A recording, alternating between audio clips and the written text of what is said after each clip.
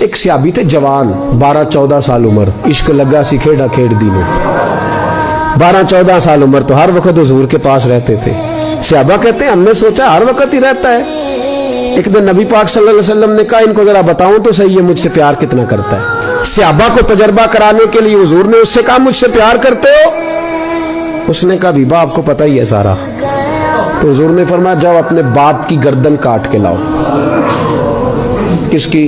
اوکھا جے بابا کام ہے. ہاں اپنے باپ کی گردن کاٹ کے لاؤ. 12-14 سال عمر, چھلانگ لگائی. مسجد نبوی کے دروازے پر مولا علی شیر خدا کھڑے تھے. ان کی گردن میں تیر کمان تلوار تھی, کھینچی تلوار. اور جب دوڑے نا جذبات میں تو حضور نے فرمایا اسے پکڑ لاؤ, اس نے سچ مچ کاٹ کے لے آنی ہے. لے آؤ پکڑ کے. عاشق نزاکت جانتے ہیں. حضرت طلحہ بن برا بیمار ہو گئے.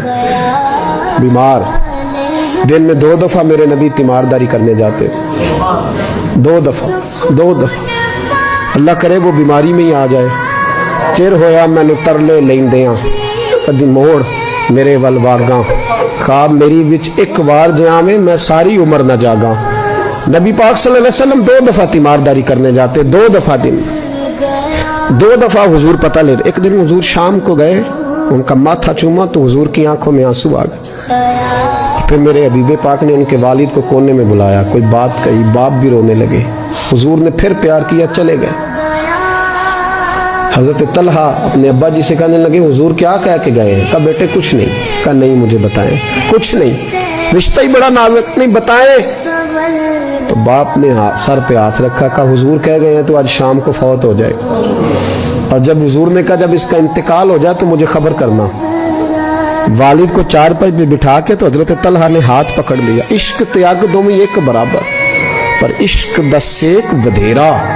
اگ تے ساڑے ککھ تے کانے, عشق ساڑے تن میرا. او اگ دا دارو می تے پانی, مینوں کوئی دسے عشق دا دارو کیڑا.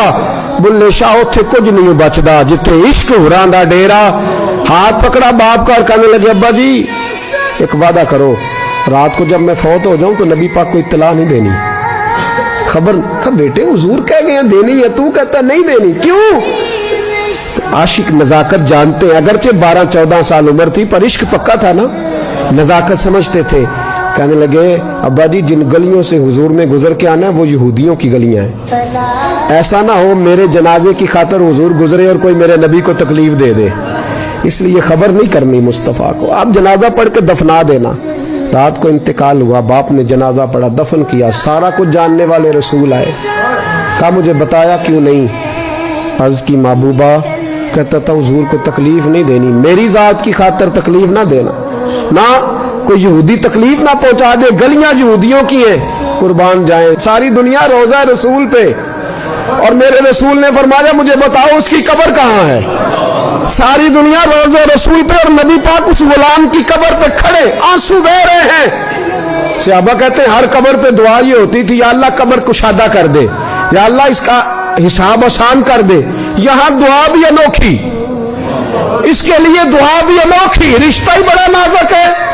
میرے نبی پاک نے دعا بڑی انوکھی فرمائی. کہا اے اللہ جب میرے طلحہ کی تیرے ساتھ ملاقات ہو تو ذرا اس سے مسکرا کے ملنا, وہ تیری شان کے لائق ہے, ذرا اس سے مسکرا کے ملنا. کہتے ہیں وجد ہو گیا طاری, اس لیے کہ جو رشتہ نبی کا امتی سے ہے اور امت کا رسول سے ہے اس کی نزاکت کو صرف غلام جان سکتے.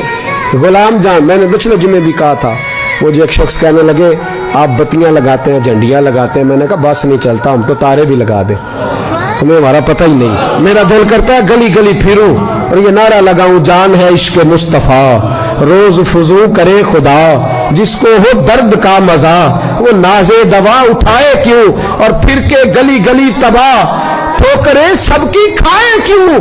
اگر دل کو یہ عقل دے خدا تو تیری گلی سے جائیں کیوں.